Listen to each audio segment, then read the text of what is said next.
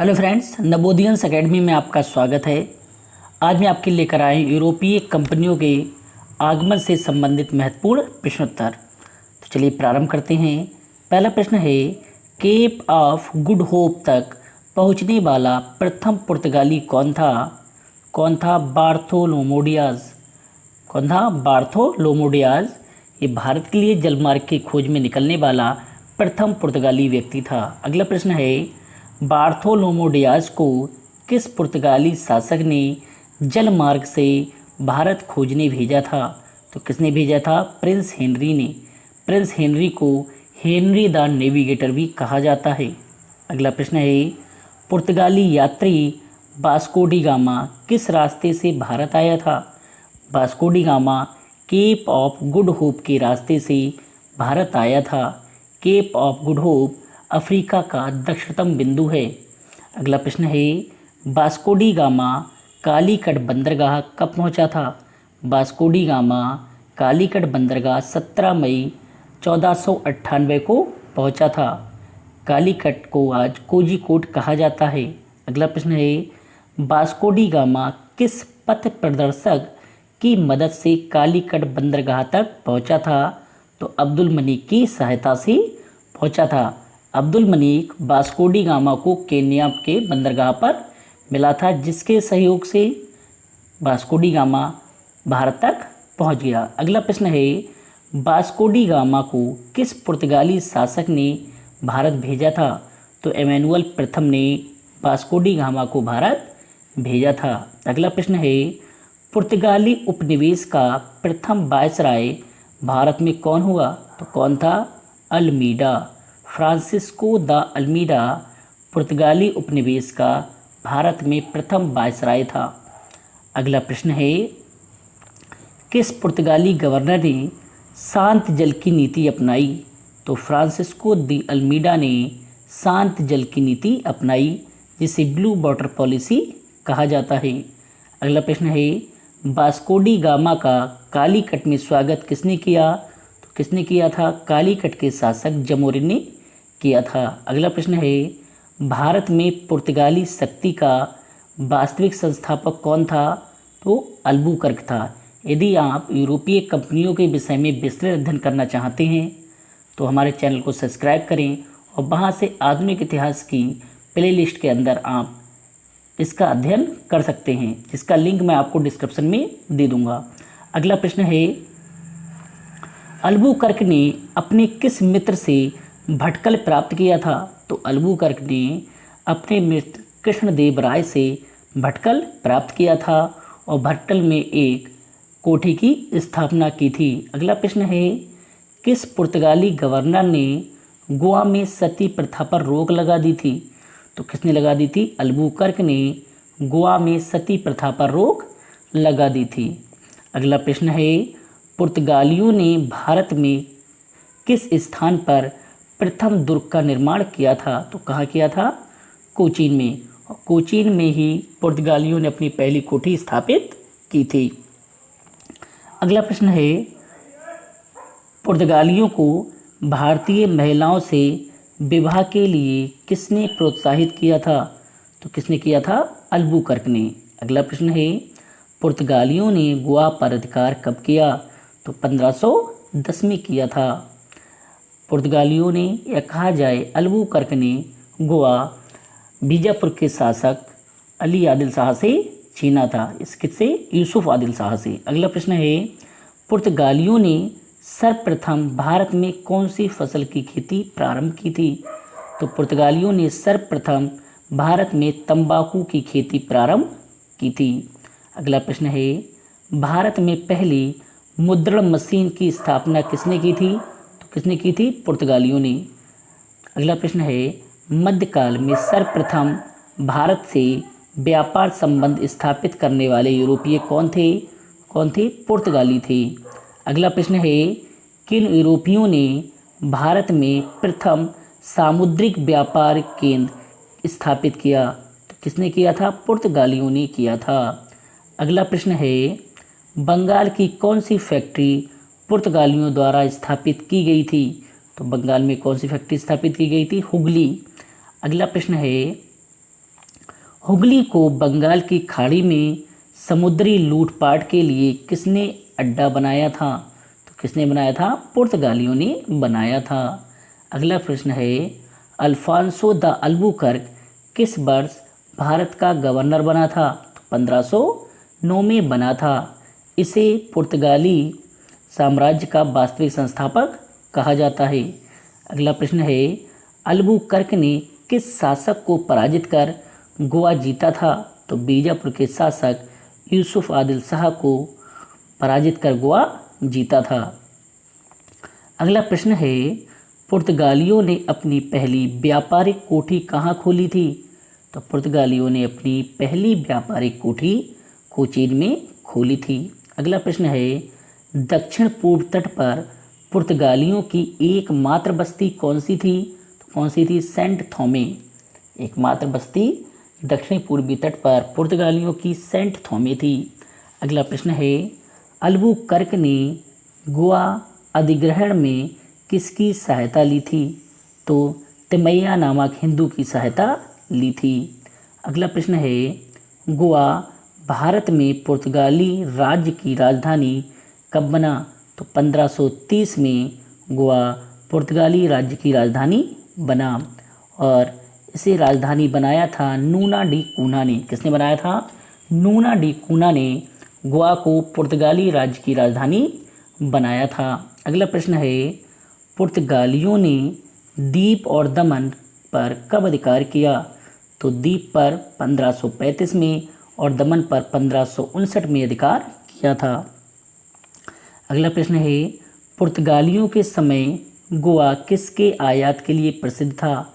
तो घोड़ों के आयात के लिए गोवा प्रसिद्ध था। अगला प्रश्न है, पुर्तगाली गोवा, दमन और दीप पर कब तक शासन करते रहे? तो पुर्तगाली गोवा, दमन और दीप पर 1961 तक शासन करते रहे। मतलब कहा जाए पुर्तगाली कंपनी वह कंपनी थी जो सर्वाधिक समय तक भारत में रही। ये सबसे पहले आए और भारत से सबसे बाद में गए थे। अगला प्रश्न है, भारत में तंबाकू की खेती, जहाज निर्माण तथा प्रिंटिंग प्रेस की शुरुआत का श्रेय किसे दिया जाता है? तो किसे दिया जाता है? पुर्तगालियों को दिया जाता है। अगला प्रश्न है, वास्को डी गामा कुल कितनी बार भारत आया था? वास्को डी गामा कुल 3 बार भारत आया था। अगला प्रश्न है, भारत में पुर्तगालियों के बाद किस यूरोपीय शक्ति का आगमन हुआ? तो किसका हुआ था? डचों का भारत में आगमन हुआ था। भारत आने वाली दूसरी यूरोपीय कंपनी कौन सी थी? डच थी। अगला प्रश्न है, डच कहाँ के निवासी थे? डच नीदरलैंड के निवासी थे। कहाँ के थे? नीदरलैंड के। नीदरलैंड की राजधानी क्या है? Rotterdam, Amsterdam. और रोटरडम नीदरलैंड का एक बंदरगाह है जो कि राइन नदी किनारे स्थित है। तो नीदरलैंड की राजधानी क्या है? एम्स्टर्डम। अगला प्रश्न है, डचों द्वारा भारत में पहली कोठी कहाँ स्थापित की गई थी? डचों द्वारा भारत में पहली कोठी मसूलीपट्टनम में स्थापित की गई थी। डचों ने अपना प्रमुख व्यापारिक केंद्र इंडोनेशिया को बनाया था। अगला प्रश्न है, डचों ने अपने व्यापार का प्रमुख केंद्र कहाँ बनाया था? तो इंडोनेशिया में बनाया था। यहाँ पर इन्होंने बांटम द्वीप पर एक कोठी बनाई थी जो उनका मुख्यालय था। अगला प्रश्न है, डच ईस्ट इंडिया कंपनी की स्थापना कब हुई? डच ईस्ट इंडिया कंपनी की स्थापना 1602 में हुई थी। अगला प्रश्न है, डचों ने प्रथम किला कहाँ बनवाया था? डचों ने प्रथम किला पुलिकट में बनवाया था। अगला प्रश्न है, डचों द्वारा निर्मित किले का नाम क्या था? डचों द्वारा निर्मित किले का नाम गोंड्रिया किला था। कौन सा किला था? गोंड्रिया किला। यहाँ से ये सिक्के जारी करते थे, यहीं पर ये गोला बारूद भी बनाते थे। अगला प्रश्न है, डचों के द्वारा कौन से सिक्के प्रचलन में लाए गए? तो स्वर्ण सिक्के पैगोडा डचों के द्वारा प्रचलन में लाए गए जो कि गोंड्रिया किले में ही बनाए जाते थे। अगला प्रश्न है, डचों को अंग्रेजों ने 1759 में किस युद्ध में पराजित किया था? तो बेदरा के युद्ध में पराजित किया था। अगला प्रश्न है, डचों ने कोचीन में कारखाने की स्थापना कब की थी? तो 1663 में की थी। अगला प्रश्न है 1690 ईस्वी तक डचों की व्यापारिक कोठी कौन सी थी? कौन सी थी? पुलिकट। 1690 तक डचों की व्यापारिक कोठी पुलिकट थी। अगला प्रश्न है 1690 ईस्वी के बाद डचों ने अपना मुख्यालय कहाँ स्थापित किया? तो नागपट्टनम में स्थापित किया था। सर्वप्रथम किस यूरोपीय कंपनी ने भारत में औद्योगिक वेतनभोगी रखे? तो किसने रखे थे? डचों ने रखे थे। अगला प्रश्न है बंगाल में कौन सा कारखाना डचों द्वारा स्थापित किया गया था? तो चिंसुरा डचों द्वारा स्थापित किया गया था। अगला प्रश्न है यूरोप वासियों को सर्वोत्तम सोरा और अफीम कहाँ से प्राप्त होता था? तो कहाँ से प्राप्त होता था? बिहार से। यूरोप वासियों को सर्वोत्तम सोरा और अफीम बिहार से प्राप्त होता था। अगला प्रश्न है भारत के साथ व्यापार के लिए सर्वप्रथम संयुक्त पूंजी किन लोगों ने आरंभ की थी? तो किसने की थी? डचों ने। किसने? डचों ने की थी। अगला प्रश्न है डचों के पश्चात भारत में कौन सी यूरोपीय शक्ति का आगमन हुआ? तो किसका हुआ? ब्रिटिश ईस्ट इंडिया कंपनी का। अगला प्रश्न है ब्रिटिश ईस्ट इंडिया कंपनी की स्थापना किसने की थी? ब्रिटिश ईस्ट इंडिया कंपनी की स्थापना एलिजाबेथ प्रथम ने की थी। अगला प्रश्न है इंग्लैंड की महारानी एलिजाबेथ प्रथम ने ईस्ट इंडिया कंपनी को कब अधिकार पत्र प्रदान किया? तो 31 दिसंबर 1600 को अधिकार पत्र प्रदान किया। अगला प्रश्न है स्थापना के समय ब्रिटिश ईस्ट इंडिया कंपनी में कुल कितने साझेदार थे? तो 217 व्यापारी शामिल थे इसमें, या 217 साझेदार थे। अगला प्रश्न है ब्रिटिश ईस्ट इंडिया कंपनी की स्थापना के समय भारत में किसका शासन था? तो ब्रिटिश ईस्ट इंडिया कंपनी की स्थापना के समय भारत में अकबर का शासन था। अगला प्रश्न है मुगल दरबार में आने वाला प्रथम अंग्रेज कौन था? तो कैप्टन हॉकिंस था। कौन था? Captain Hawkins. अगला प्रश्न है विलियम हॉकिंस किसका दूत बनकर भारत आया था? विलियम हॉकिंस या कैप्टन हॉकिंस जेम्स प्रथम का दूत बनकर भारत आया था। अगला प्रश्न है विलियम हॉकिंस किसके नाम का पत्र लेकर जहांगीर के दरबार में आया? तो अकबर के नाम का पत्र लेकर विलियम हॉकिंस जहांगीर के दरबार में आया था। अगला प्रश्न है ब्रिटिश कंपनियों में से किसे भारत में व्यापार करने का अधिकार पत्र प्राप्त हुआ? तो किससे हुआ था? लीवेंट कंपनी को। किसी? लीवेंट कंपनी को। अगला प्रश्न है कैप्टन हॉकिंस जेम्स प्रथम का दूत बनकर कब भारत आया था? तो 1609 ईस्वी में। तो कहीं हम इसे लिखते हैं 1608 ईस्वी में। तो जो आपको ऑप्शन में मिल जाता है वो आप सही करेंगे। तो इसमें प्रमुखता दी जाती है 1608 को। अगला प्रश्न है किसके अधीन अंग्रेजों को सूरत में फैक्ट्री खोलने की इजाज़त मिली? थॉमस किसे? थॉमस एल्डवर्थ को। किसे? थॉमस एल्डवर्थ को। अगला प्रश्न है अंग्रेजों ने अपनी प्रथम कोठी की नींव कहाँ रखी थी? तो कहाँ रखी थी? सूरत में प्रथम कोठी की नींव रखी थी। अगला प्रश्न है 1611 में दक्षिण पूर्वी तट पर सर्वप्रथम अंग्रेजों ने कहाँ पर व्यापारिक कोठी की स्थापना की? तो कहाँ की थी? मसूलीपट्टनम में। अगला प्रश्न है जहांगीर ने अंग्रेजों के लिए व्यापारिक फरमान कब जारी किया? तो 1613 में किया था। अगला प्रश्न है किस मुगल सम्राट के काल में इंग्लिश ईस्ट इंडिया कंपनी ने भारत में सर्वप्रथम कारखाना स्थापित किया था? तो किसके काल में? जहांगीर के काल में। अगला प्रश्न है भारत में 1613 ईस्वी में अंग्रेजों ने अपनी किस फैक्ट्री का निर्माण पूर्ण कराया था? तो सूरत की फैक्ट्री का निर्माण पूर्ण कराया था, जिसकी नींव रखी गई थी 1608 और 9 में, और इसका निर्माण पूर्ण हुआ 1613 में। अगला प्रश्न है किस अंग्रेज अधिकारी ने पुर्तगालियों को स्वाली के युद्ध में हराया था? तो किसने हराया? थॉमस वेस्ट ने। अगला प्रश्न है स्वाली के युद्ध में अंग्रेजों ने किस जहाज का प्रयोग किया था? तो रेड ड्रैगन नामक जहाज का प्रयोग किया था। अगला प्रश्न है, यूरोपीय व्यापारिक कंपनी में से किसने सूरत में सर्वप्रथम अपना कारखाना स्थापित किया? तो किसने किया? अंग्रेजों ने 1613 ईस्वी में। अगला प्रश्न है, ब्रिटिश ईस्ट इंडिया कंपनी ने बम्बई किससे लिया था? तो ब्रिटेन के राजकुमार से लिया था। अगला प्रश्न है, कहाँ के शासक ने अंग्रेजों को एक सुनहरा फरमान दिया था? तो गोलकुंडा के शासक ने अंग्रेजों को एक सुनहरा फरमान दिया था। अगला प्रश्न है, दहेज के रूप में बम्बई अंग्रेजों को किसने दिया था? तो पुर्तगालियों ने दिया था।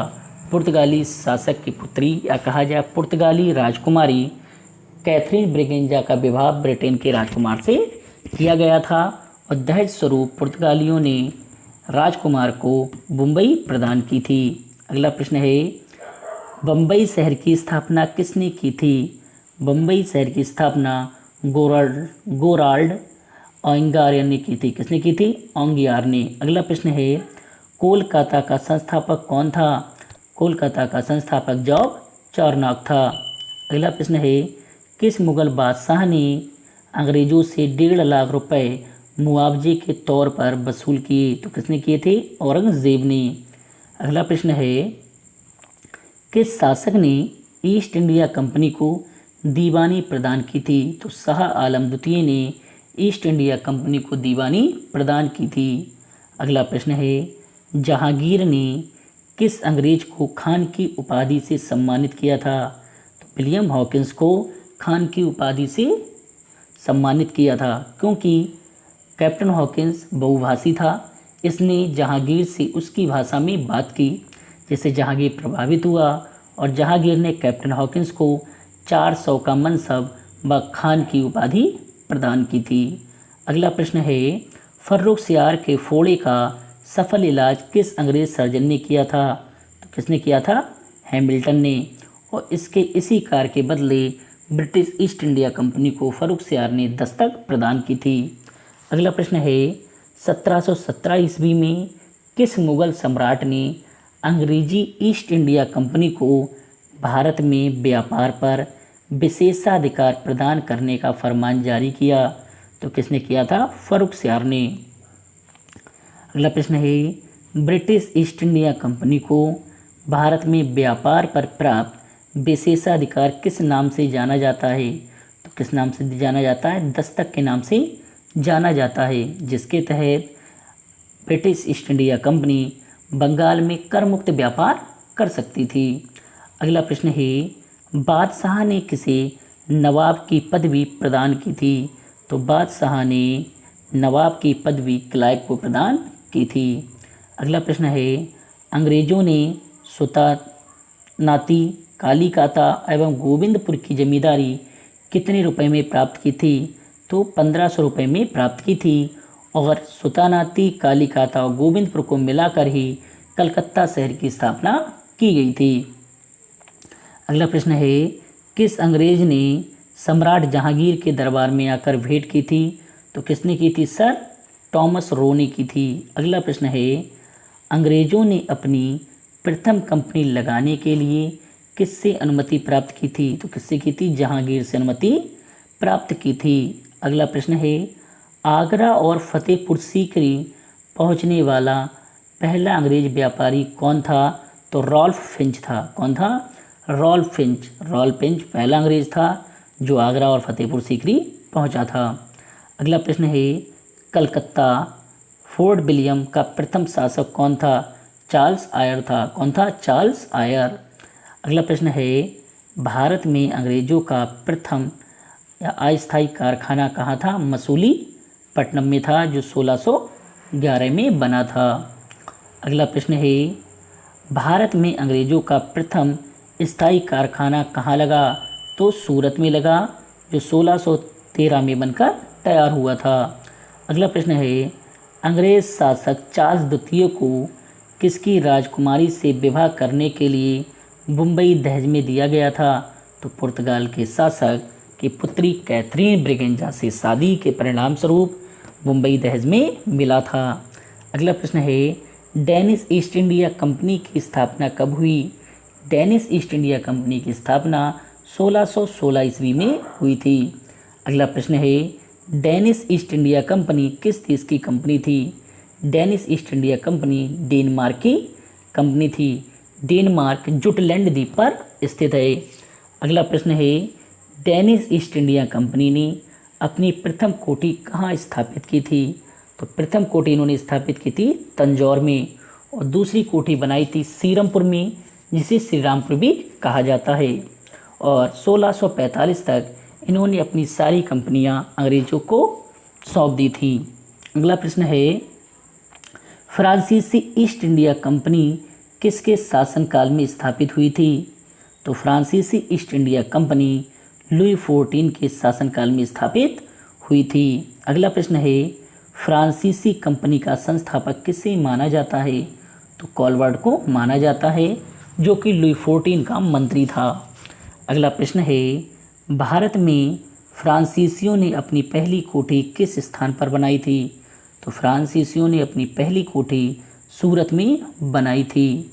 अगला प्रश्न है, फ्रांसीसियों ने अपना पहला किला फोर्ट लुई कहाँ बनाया था? तो पांडिचेरी में बनाया था। अगला प्रश्न है, किस फ्रांसीसी ने सेंट थॉमे पर अधिकार करना चाहा, परंतु इसी कारण फ्रांसीसी व्यापार भारत में समाप्त होने के कगार पर पहुंच गया? तो किसने? डी लाहे ने। डी लाहे सेनापति था और जे फ्रैंको कैरो का सेनापति था। अगला प्रश्न है, वर्ष 1674 में पांडिचेरी की स्थापना किसने की थी? तो फ्रांसिस मार्टिन ने की थी, और फ्रांसिस मार्टिन से पहले जो फ्रांसीसी प्रमुख था वो कौन था? फ्रैंको कैरो था।